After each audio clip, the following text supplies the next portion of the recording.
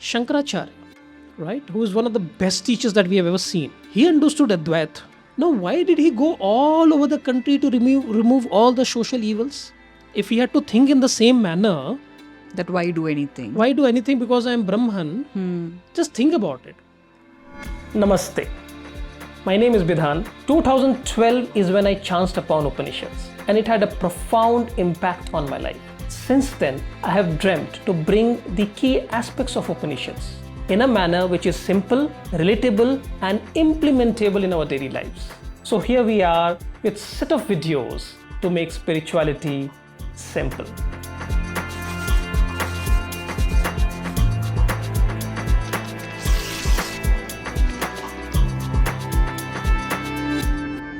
Why there is evil, why there is suffering, why innocent people suffer. In fact, these are some of the very strong arguments against God.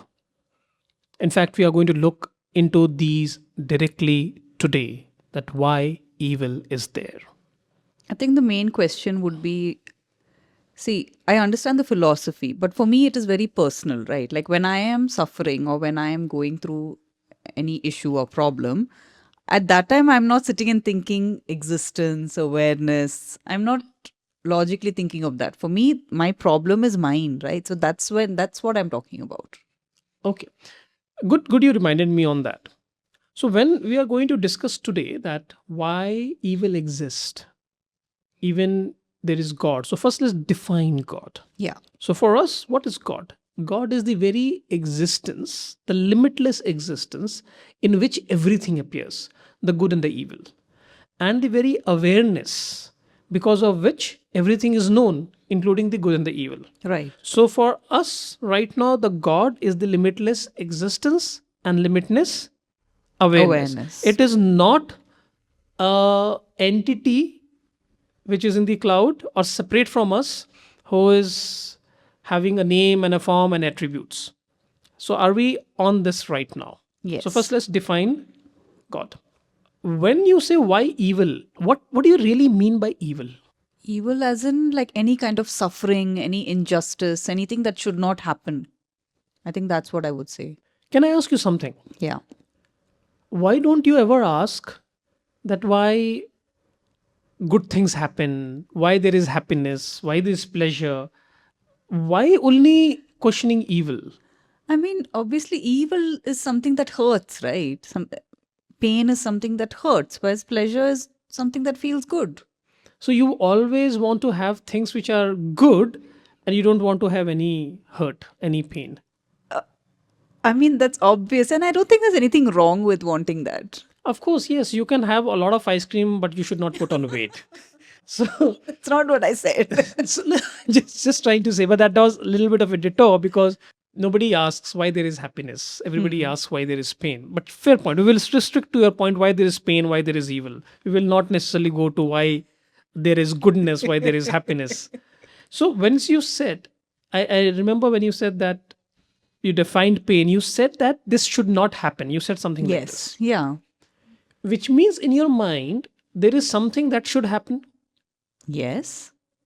But now do you see the point here that because in your mind there is a concept that there are few things that should happen, you are able to say why it should not happen, which means there is an opposite which is present all the time. Okay.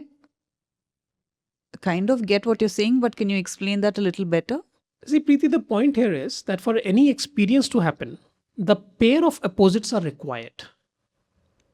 Okay. What do you mean by pair of opposites? Imagine there is a constant humming sound in your background.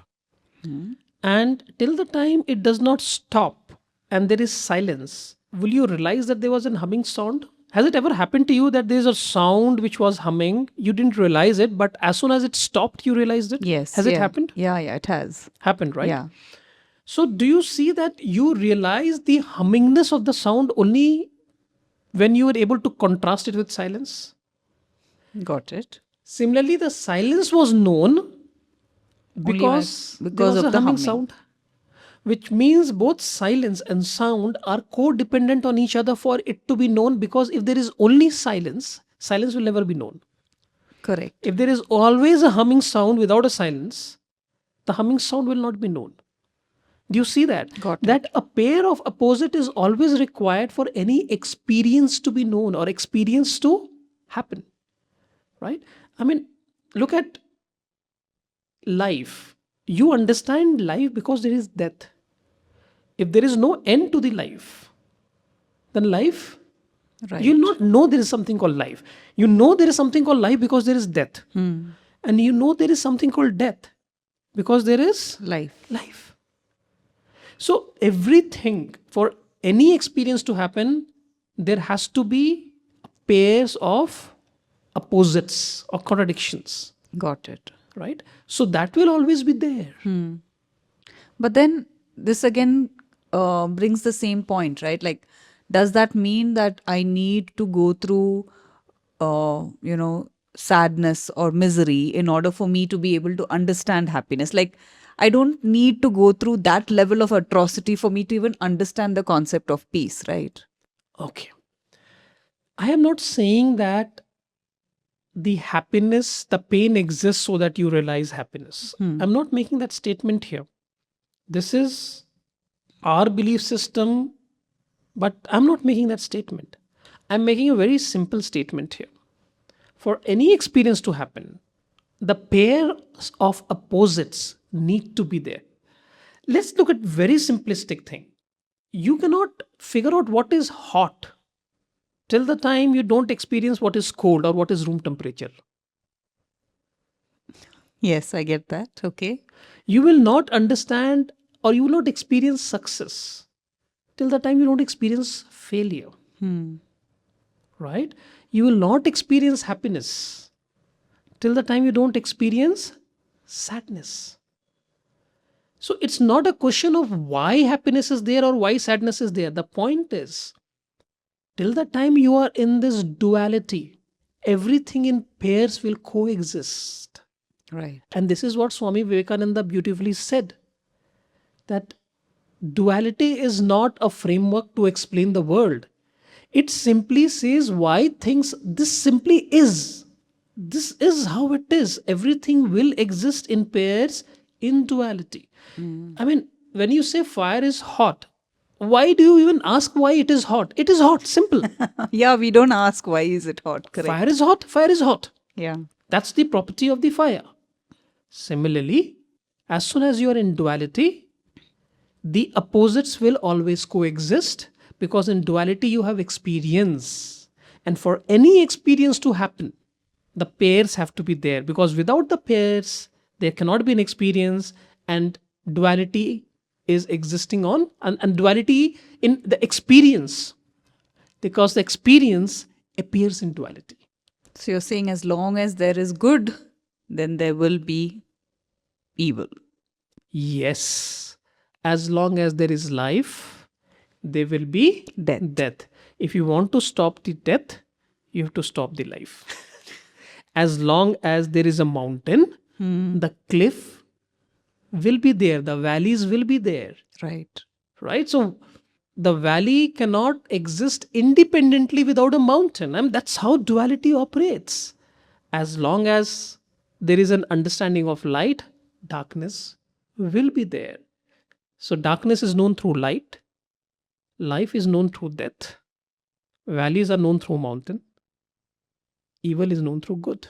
What I'm trying to think is then why? Why does duality exist at all? Why is the system like this? Like this in the sense? Why does there have to be that complementary? Why does it have to be dual in nature? So why should there be pain? Why not only happiness? Yeah. Okay. Isn't that the ideal situation? Is that an ideal situation? You are asking that why the system holds both together. Because you need to have only then experience is possible. And they're saying, why do we need an experience? Is that what you're asking? In duality? No, but why do I need to understand the opposite in order to... I can just have the experience of good, right? But how you will have an experience of good without knowing bad? That's just the current system. I'm asking, why is the system like that? I will answer you this question, provided you answer me question that I'm going to ask you right now. Do you know that after the Big Bang, the time, the space was created? So time was also created after the Big Bang, right? Correct. Before that, it was in singularity. Everything was singularity. So tell me, how long the universe was in a seed state after the Big Bang happened? This is a trick question, Vedant, because you know that, of course, time was only, even the concept of time itself came only after the Big Bang. So how can I say how long the, universe was in seed state? I mean, Fair it's point. not So possible. you can't answer that question, right? Yeah. Because the time came only after Big Bang. So you can't say how long the universe was in the seed state. Correct. Similarly, the cause and effect comes once the duality starts. How do I answer you what caused duality? You see what I'm saying? Because the cause and effect, the experiences, all of thing is a part of duality. It is from the duality everything started. Now you are asking me what caused duality? Because cause and effect is a part of duality. Okay, I see what you mean. But You have to be out of duality to ask Yeah. this question, not sitting here and answering that question. It's like asking how long the universe was in a seed state. It doesn't, the question is void, so you need to step out of it in order for me to even ask the question. which you can't. Right. And you have to understand that our mind is restricted by time, space, and causality. It can't think beyond it. And that's what duality is all about. And if I were to give you a very interesting answer that why did duality start, I can tell you because of avidya, because of maya.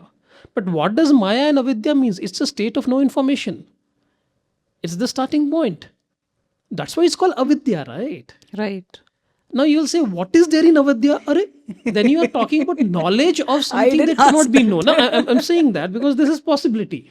So we have to somewhere break the chain of thoughts and say, look, this is the structure that we are in. We are in duality. In duality, the experiences will happen. The experiences, for experience to happen, the contradictions, the opposites will coexist.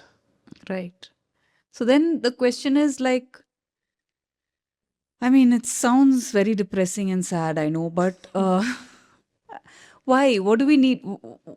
Why are we doing anything at all? I know that, okay, if good is there, eventually some pain, some suffering is going to come around the corner. Why do I need to do anything at all? I mean, that it's quite depressing and sad to even think about. You're feeling bad. You're Yeah. feeling depressed. Or sad, rather, right? Knowing this. First of all, let me clarify that I did not say that just because you're happy, the sadness will follow. The point I'm trying to say is that sadness is essential for happiness to be known. That's the point. I'm not trying to say that if you're experiencing happiness right now, the sadness is around the corner. Please, this is not what I'm meaning, right? But I see where you're coming from, that you're saying, then what's the point of doing anything at all? And that kind of makes you Yeah. feel a little uncomfortable, right? But I can give you a solution so that you can be in permanent bliss all the time. Permanent bliss? Yes. Wow, okay, that at least somewhere some hope is there. I feel a little encouragement. Thank you. Seriously? But you have to tell me, yeah. Yeah. Okay. Now you're feeling hopeful. Yes, yeah. Because you said you're going to give me something. Why did you feel hopeful right now? Because you're feeling hopeless, no? Some 3 minutes, 3 seconds, 5 seconds before. Yes, okay. You were feeling sad. Now you're feeling happy. So your hopefulness, the hopefulness that you're feeling right now is because you're feeling hopeless, right?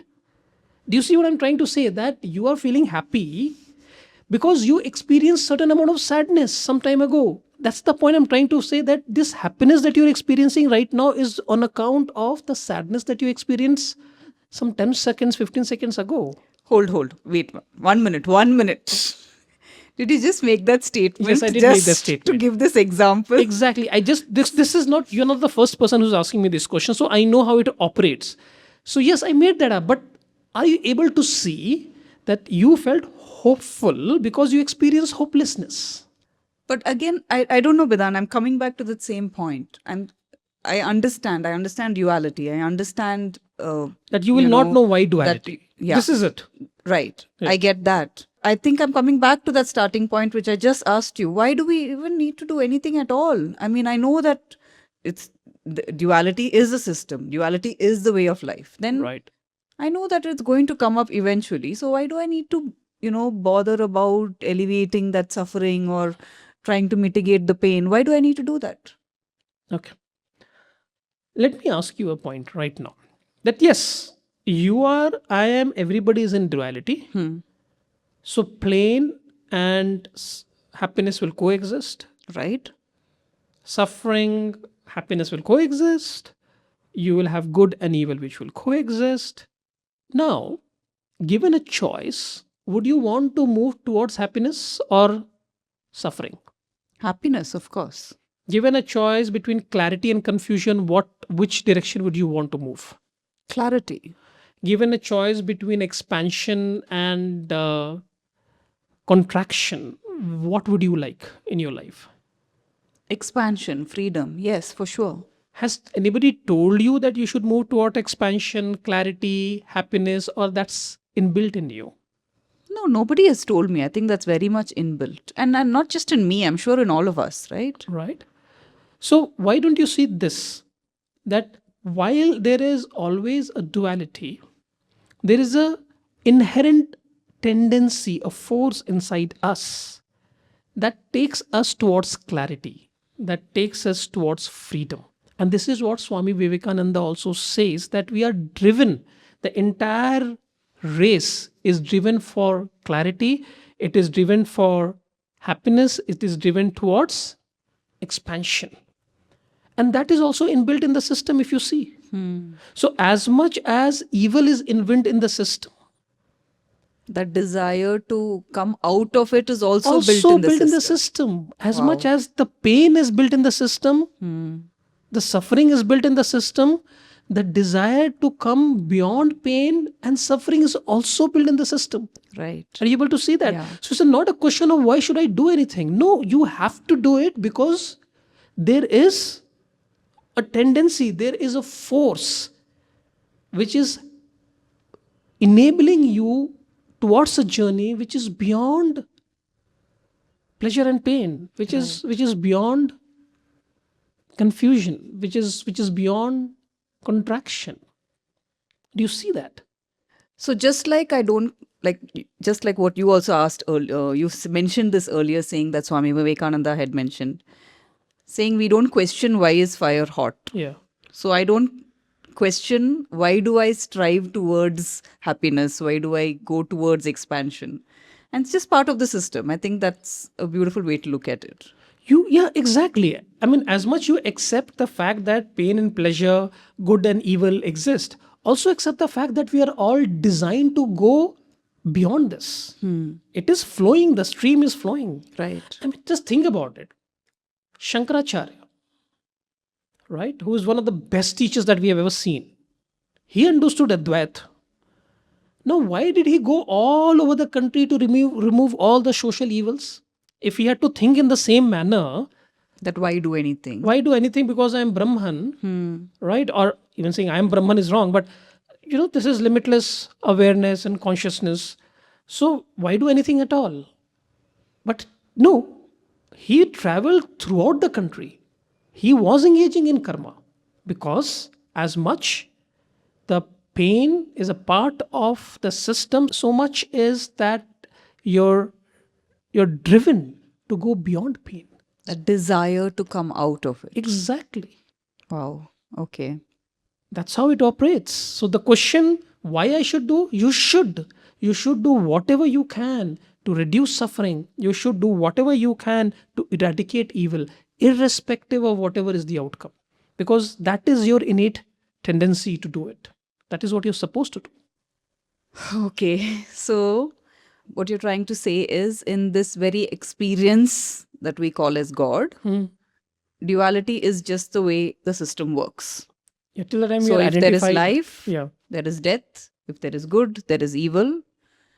And also, just now what we just discussed is that sort of desire, that drive to, come out of suffering, to move towards, happiness, or to move towards peace is also a part of the system. yes, Right. So I guess then that leads me to the question of how do we minimize this pain and suffering? Because we know that it is a part of the system, right, and the desire to minimize it is also a part of the system. yes. So how can I go about minimizing it? That's a very important question, because now you're maneuvering into a direction which is correct. Right. It's not about why there is evil.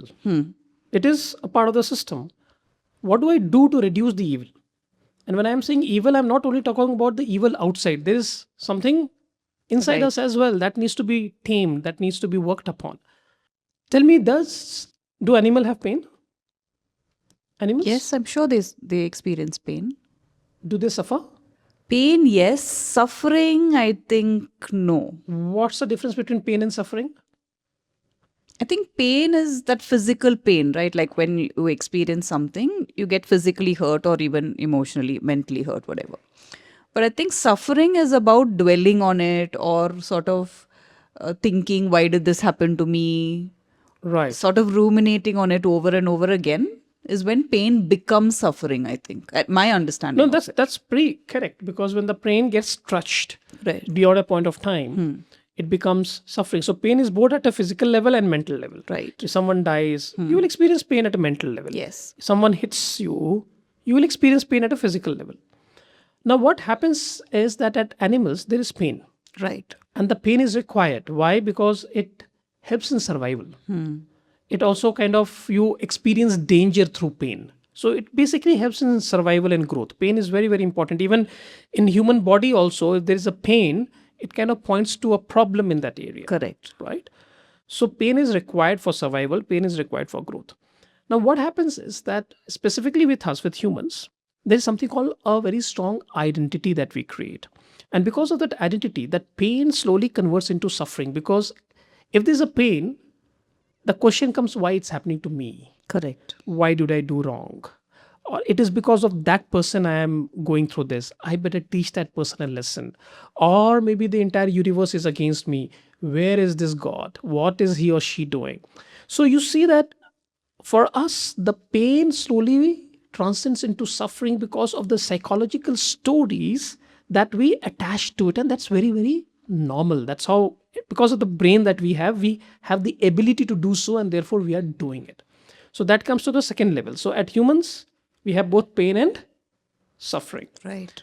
But there can be level 3. And I'm basically picking it all So from... let's just do that. So level 1 was just pain, Yes. similar to what animals face. Yes. What you just mentioned, level 2, pain and suffering. Yeah, which is psychological story that we create Correct. around the pain that we have. Got And whatever I'm teaching, I'm basically referring to what Swami Vivekananda has spoken. So I just want to give this reference a bit.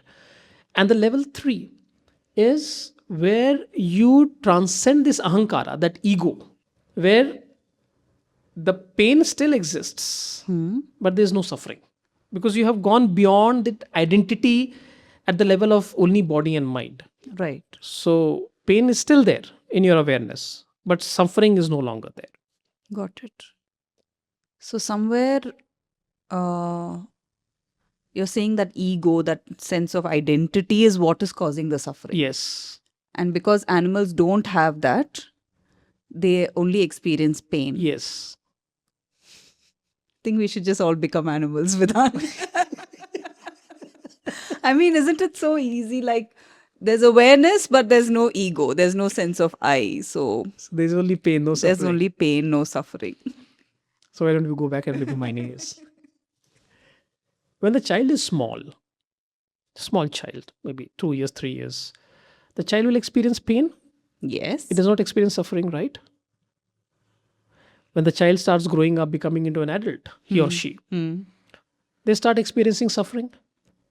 Now you're telling me that I should have never become an adult. I should have Just remained go as a back to child. becoming a child. But unfortunately, evolution does not happen like this, right? From the child, you have to become an adult. And from adult, you have to transcend being an adult with an ahankara.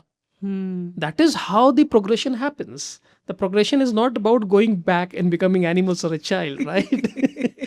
so ultimately, you have to go to level 3, where you transcend your I-ness, that I am this body and mind. Right. And once you do that, pain will still be there, but the psychological suffering will completely drop. So first we started off with duality. Right. And explaining why duality is the way the system is. Yes. And you need where as long as there is good, there is evil. As long as there's life, there is death, light and darkness that we got. And also you had mentioned that the desire the drive to sort of come out of evil or to do something about suffering is also a part of the system. And now you have just mentioned that it is because of that sense of that I-ness, that ego, that I'm even experiencing suffering because I'm identifying with the body and the mind. Absolutely. And I'll just take a leaf from what you're saying. The reason you experience duality is because of identity.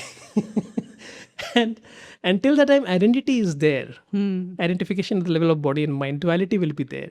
Until the time duality is there, experiences will be there. Till the time experiences will be there, good and bad, evil and good, all of them will coexist. So that seems to be the starting point, that sense of I. And why do you say that Upanishads basically talked so much on identity? The time you are identified, the life will continue.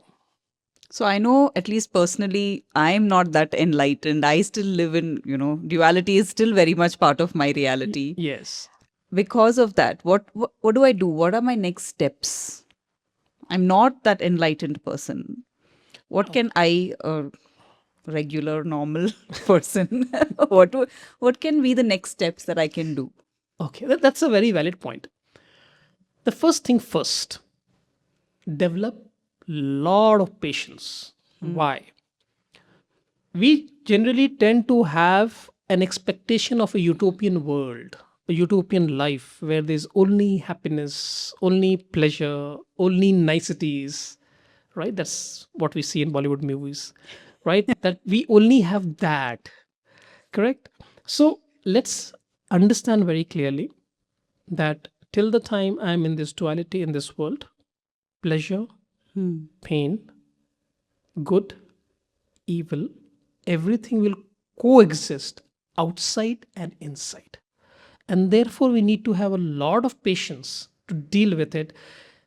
Drop the idea of a utopian world, idea that I will be in a permanent bliss and happiness, which is sometimes the promises which are given by a lot of people, including you. No, I've just made up that for you to realize that. Right? Give up that idea for now. Till the time we are in duality, create a lot of patience. That's the first thing. Second, when I'm saying patience through understanding and acceptance. Right. Right? That understand this is how it functions. The second thing, start doing whatever is possible within your limitation to reduce pain, suffering, and evil. Because that's the natural progression. Do whatever it takes to expand, to get clarity. If you're seeing something is wrong, reduce that. Go out and remove the atrocities that you think is happening is wrong. You have to do it. There's no way not doing it, because then that is not spirituality. If you say, boss, right? And also there is problems inside as well. Do your chitta shuddhi, do your japas, do your meditation, do your stuff to cleanse inside as well, and convert your actions into yoga through a process called karma yoga. Okay. Right?